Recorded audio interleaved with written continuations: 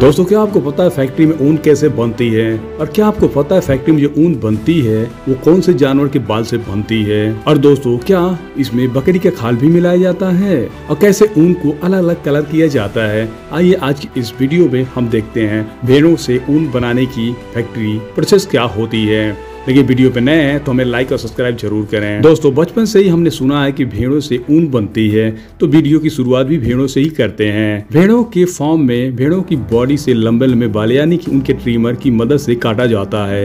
एक नॉर्मल भेड़ से 2 से 10 किलो तक का ऊन निकलता है। वही भेड़ों की कुछ नस्ल ऐसे होती हैं जिनसे 20 से 25 किलो तक ऊन निकल जाता है। अब इन कटे हुए ऊन के बड़े बड़े बैग में पैक कर वूल बनाने वाली फैक्ट्री तक पहुंचाया जाता है। फैक्ट्री में पहुंचने के बाद इस ऊन को एक कन्वेयर बेल्ट पर रखा जाता है, जहां पर ये उस मशीन के अंदर जाती है। यह मशीन एक ओपनर है। इस मशीन में दांतों वाले रोलर लगे होते हैं जो ऊन को खोलते हैं, जिससे ऊन में चिपकी गंदगी अलग होकर नीचे गिर जाती है और ऊन साफ हो जाती है। ऊन से निकली गंदगी को आप देख सकते हैं। इसके बाद इस ऊन को क्लीनिंग प्रोसेस के लिए भेज दिया जाता है, जहां से इस ऊन को बड़े से वॉशिंग मशीन में लगभग 80 डिग्री सेल्सियस तक गर्म किया जाता है और डिटर्जेंट में डुबोकर वॉश किया जाता है, ताकि ऊन में धूल, मिट्टी और चर्बी जैसे इम्प्योरिटीज को अलग किया जा सके। यहाँ 4 अलग अलग तरीके के वॉशर होते हैं जो इस ऊन को साफ करते हैं और पानी को निचोड़ जाते हैं, ताकि हर एक वॉशर का गंदा पानी अलग वॉशर में ना जाए और फाइनल वॉशर में पहुंचने पर ये ऊन साफ हो जाती है, जिसका पानी निचोड़कर आगे एक बड़े ड्रेसर में भेजा जाता है, जहां साफ किए हुए ऊन को सुखाया जाता है। इस ड्रायर के अंदर ड्रम लगे होते हैं, जिनके अंदर गर्म हवाएं चलती हैं जो ऊन से पानी को वाष्प कर देती हैं और उन्हें सुखा देती हैं। अब सूखे ऊन को कंघी की जाती है। इसके लिए उस ऊन के दांतों वाले कई सारे रोलर्स के बीच से गुजारा जाता है।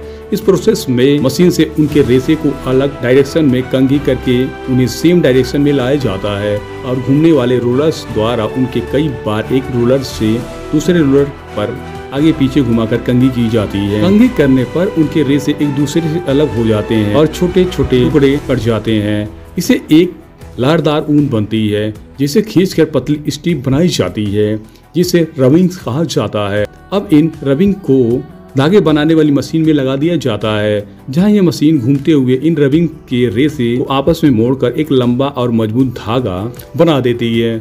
धागे की मोटाई और मजबूती मोड़ों की संख्या और इस्तेमाल किए गए रेशे के वजन पर निर्भर करता है।